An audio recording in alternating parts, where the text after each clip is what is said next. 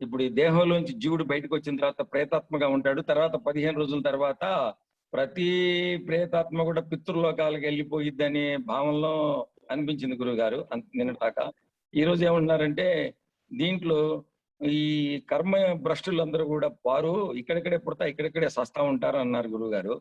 అంటే ఇంకా అంతేగా గురువుగారు, అందరు అన్ని ప్రేతాత్మలు అవ్యక్తంలోకి వెళ్ళవనిగా గురువుగారు దాని అర్థం? అంటే అన్ని ప్రేతాత్మలు వెళ్ళాల్సిన పని లేదు.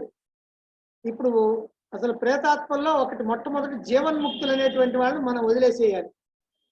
జీవన్ముక్తులు ఏ లోకానికి వెళ్ళాల్సిన పనిలే, వాళ్ళు ఉన్నవాళ్ళు ఉన్నట్టుగా పరమాత్మ అయ్యారు. దేహం ఉన్నప్పటికీ కూడా వాళ్ళకేం సంబంధం లేదు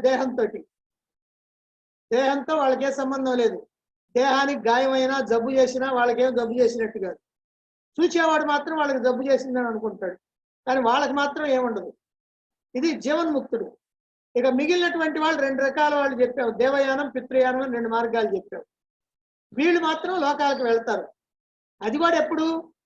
ఈ 15 రోజులు ప్రేత రూపంలో ఉన్న తర్వాతనే వెళ్ళేది. ప్రేత రూపంలో 15 రోజుల తర్వాతనే వాళ్ళు వెళ్ళేది.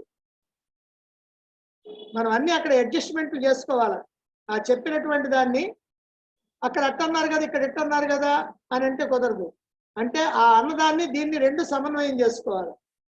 కాబట్టి వాళ్ళు అట్లా పోతారు. ఇక కర్మభ్రష్టు అని చెప్పినటువంటి వాళ్ళకి కూడా లోకాలు ఉన్నాయి. కొంతమందికి అక్కర్లా. ఎందుకనంటే వాళ్ళు కూడా అంతకుముందు చేసినటువంటి మానవుడిగా ఉన్నప్పుడు చేసినటువంటి కర్మ ఫలాలు వాసనలు వాళ్ళకు ఉన్నాయి కదా, సంచితంలో ఉన్నాయి, పెద్ద మూట. దాంట్లో నుంచి ఏ వస్తే అవి ఖర్చు చేసుకోవడానికి మళ్ళీ జన్మలు ఎత్తుతూ ఉంటారు. అయితే మానవ జన్మని ఏమాత్రం కూడా ఉపయోగించుకోకుండా, ఎన్ని జన్మలు ఇచ్చినా కూడా, మానవ జన్మలు ఇచ్చినా ఆ జన్మలు దేన్ని కూడా ఉపయోగించుకోకుండా అన్ని కూడా పరమ దుర్మార్గానికే ఉపయోగించుకొని, అందుకని కర్మభ్రష్టులు అంది. వాళ్ళకి దయా జాలి కరుణ ఇట్లాంటివన్నీ ఏమి ఉండవు.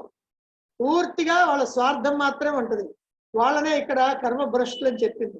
ఈ కర్మభ్రష్టులకు వచ్చే జన్మలన్నీ కూడా నీచ జన్మలు, పురుగులుగా పుట్రగా ఇట్లా రకరకాలైనటువంటి నీచ జన్మలు వస్తూ ఉంటాయి.